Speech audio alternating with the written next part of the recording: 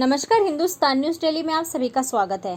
Corona virus का प्रकोप CBSE board सहित कई अन्य बोर्ड और प्रतियोगी परीक्षाओं पर भी दिख रहा है।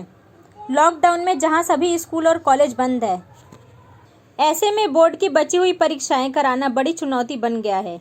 मंगलवार को मानव संसाधन विकास मंत्री रमेश पोखरियाल निशंक ने वीडियो कॉन्फ्रेंस के जरिए विभिन्न प्रदेशों के शिक्षा मंत्री से बातचीत की।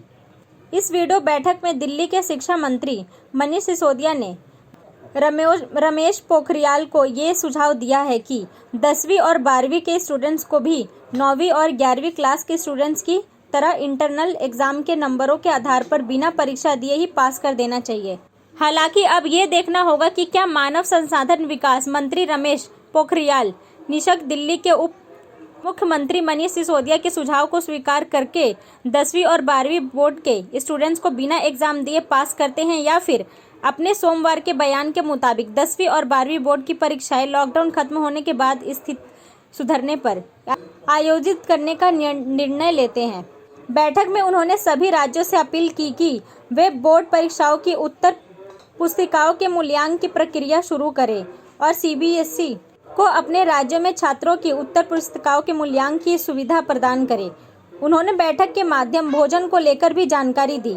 इसके अलावा कॉपी किताब और स्टेशनरी की दुकानें को खोलने के लिए ढील देने की बात कही, ताकि बच्चे अपनी कॉपी और किताबें खरीद सकें।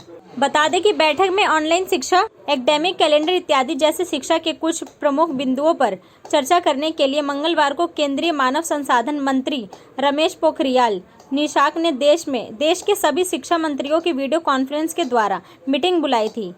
इनमें से दिल्ली शिक्षा मंत्री मनीष सिसोदिया ने कई अहम सुझाव दिए। सिसोदिया ने कहा कि स्वास्थ्य की दृष्टि से आज नहीं तो कल हम कोरोना से बाहर निकल ही जाएंगे, लेकिन इसका शिक्षा और अर्थव्यवस्था पर जो प्रभाव पड़ेगा वह दूरगामी होगा। इसलिए हम सब शिक्षा मंत्रियों की जिम्मेदारी बनती है कि इससे से कम नुकसान हो। इसके लिए हम अभी से तैयार रहें।